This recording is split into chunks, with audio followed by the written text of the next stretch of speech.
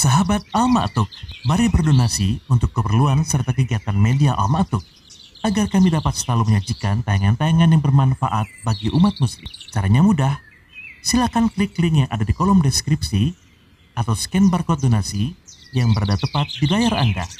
Jazakumullah khairan wa barakallahu fikum. Bismillah. Assalamualaikum warahmatullahi wabarakatuh. Innal hamdalillah ahmaduhu wa nasta'inuhu wa nastaghfiruh wa na'udzu billahi min shururi anfusina wa min sayyiati a'malina. May yahdihillahu fala mudilla lahu wa may yudlil fala hadiya lahu. Asyhadu an la ilaha illallah wahdahu la syarika lahu wa asyhadu anna Muhammadan abduhu wa rasuluhu la nabiyya ba'dahu. Ma'asyiral muslimin, jamaah salat zuhur yang semoga senantiasa dirahmati oleh Allah Subhanahu wa taala. Hari ini kita masuk ke hadis kedua dari bab 46, bab fadlil hubbi fillahi wal hassi alaihi. Bab tentang keutamaan mencintai karena Allah Subhanahu wa taala dan anjuran untuk melakukannya.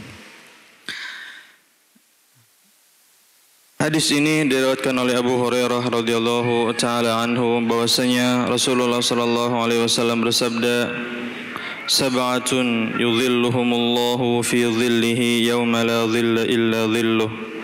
Ada 7 golongan yang mendapatkan naungan Allah Subhanahu wa taala pada hari tidak ada naungan selain naungannya. Imamun adil, imam yang adil. Yang pertama. Yang kedua, syab nasya'a fi ibadatillah, seorang pemuda yang tumbuh di atas ketaatan kepada Allah, di atas beribadah kepada Allah. Wa rajulun qalbuhu mu'allaqun bil masajid, seorang yang hatinya terpaut dengan masjid. Wa rajulani tahabba fillahi ijtama'a alaihi wa tafarraqa alaihi, 2 orang yang saling mencintai karena Allah, mereka berdua berkumpul karena Allah dan berpisah karena Allah. Wa rajulun da'athu imra'atun dhatu husnin wa jamal faqala inni akhafullah, seorang yang digoda oleh perempuan yang memiliki kecantikan, rupawan, menawan, tetapi ia mengatakan inni akhafullah, sungguhnya aku takut kepada Allah. Wa rajulun tasaddaqa bi sadaqatin fa akhfaha hatta la ta'lama shimaluhu ma tunfiqu yaminuhu, seseorang yang bersedekah yang ia sembunyikan sedekahnya itu sehingga tangan kirinya tidak mengetahui apa yang disedekahkan oleh tangan kanannya. Wa rajulun dzakarallaha khaliyan fafadat 'ainah, muttafaqun 'alaihi, dan seorang yang mengingat Allah dalam kesendirian kemudian kedua matanya meneteskan air mata. Nah, di sini disebutkan 7 golongan yang akan mendapatkan naungan Allah. Ya. 7 golongan. Apakah hadis ini membatasi siapa-siapa saja yang akan mendapatkan naungan Allah? Ternyata hadis ini tidak membatasi, karena ada hadis yang lain yang mengatakan bahwa ada beberapa orang yang akan mendapatkan naungan Allah Subhanahu wa taala nanti pada hari kiamat. Kemudian apa yang dimaksud dengan naungan Allah? Sebagian ulama mengatakan yang dimaksud dengan naungan Allah adalah naungan arsy Allah Subhanahu wa taala. Dan ini pendapat yang diambil, yang dikatakan oleh kebanyakan ahlul ilm. Sementara sebagian yang lain mengatakan bahwa naungan di sini adalah naungan yang nanti akan diciptakan Allah Subhanahu wa taala pada hari kiamat. Jadi naungan Allah bukan berarti naungan zat Allah. Allah di bawahnya dapat naungannya. Bukan bayangan Allah. Tapi bayangan naungan arsy Allah Subhanahu wa taala, bukan naungan Allahnya. Atau naungan bayangan yang akan diciptakan Allah Subhanahu wa taala nanti pada hari kiamat. Ya, dan di sini disebutkan ada 7 golongan yang semuanya ini berbeda amalan-amalannya, namun disatukan oleh satu hal, yaitu menjauhi syahwat. Imam adil, seorang penguasa, seorang pemimpin, dia memiliki semuanya. Dia mau berbuat adil ataupun zalim, dia bisa melakukannya. Tetapi karena dia tidak menuruti syahwatnya, takut kepada Allah Subhanahu wa taala, sehingga ia berbuat adil. Dan tentunya hadis ini kalau kita bahas semuanya satu persatu, ini bisa menghabiskan waktu yang lama, 2 jam, jadi tabligh akbar jadinya. Tapi kita bahas sedikit saja. Kemudian syabun nasya'a fi ibadatillah, seorang pemuda yang tumbuh di atas ketaatan kepada Allah. Kenapa? Karena seorang pemuda itu berada di fase di mana syahwat itu sangat bergejolak.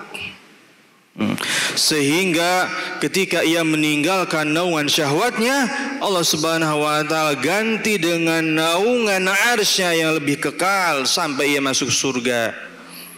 Ini sebagaimana dikatakan oleh para ulama. Wa rajulun qalbuhu mu'allaqun bil masajid, seorang yang hatinya terpaut dengan masjid. Siapa? Marbotkah atau DKI Masjidkah, Ustaz Aziz Mustafa? Ternyata bukan.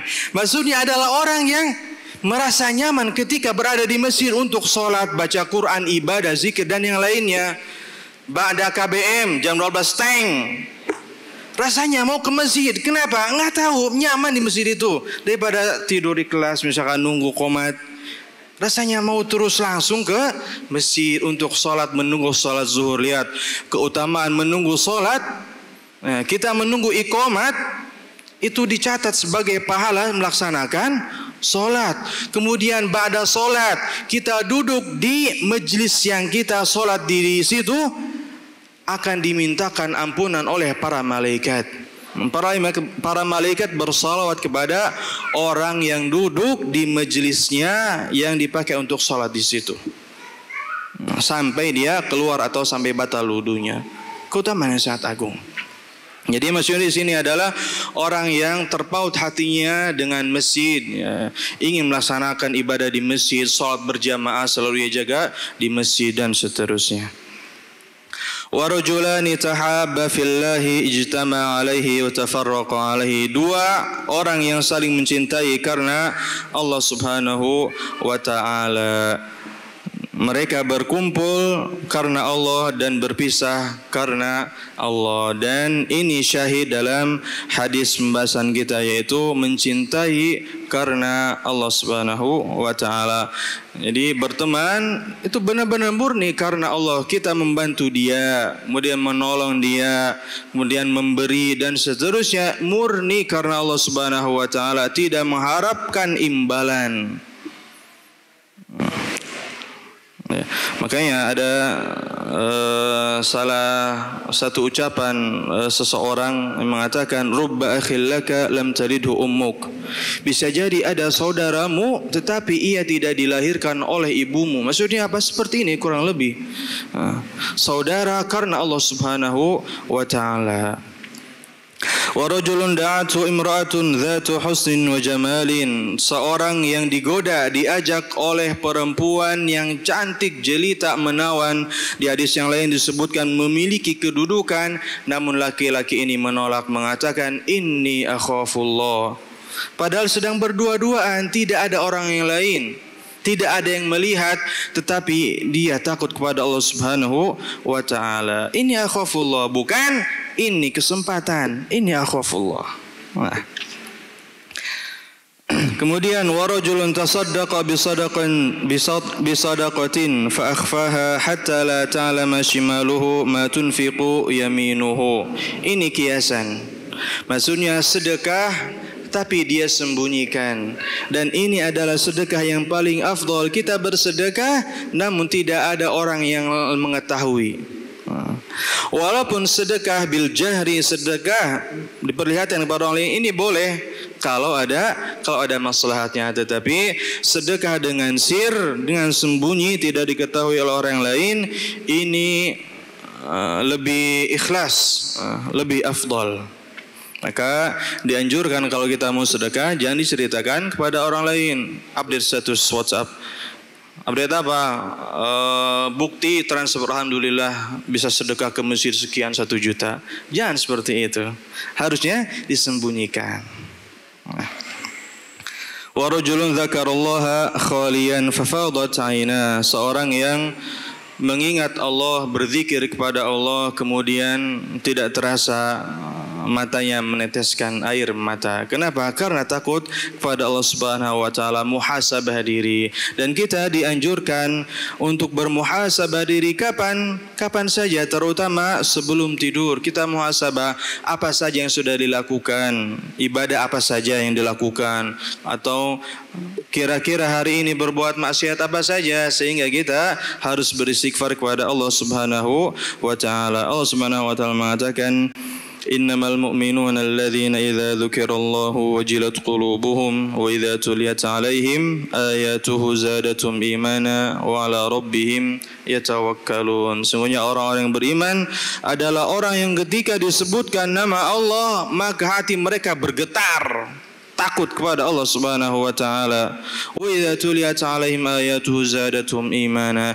Dan jika dibacakan ayat-ayat Allah Al-Qur'an, maka iman mereka bertambah dan mereka bertawakal, bergantung diri kepada Allah Subhanahu wa taala. Jadi menangis karena takut sama Allah, bukan menangis karena tidak punya uang. Kemudian ada beberapa golongan lain yang disebutkan di dalam hadis yang lain yang akan mendapatkan naungan Allah Subhanahu wa taala. Di antaranya adalah orang yang membantu seorang mujahid yang berjihad di jalan Allah Subhanahu wa taala. Kemudian orang yang membantu orang lain untuk melunasi hutangnya. Dan ini disebutkan oleh Ibnu Hajar di dalam kitabnya.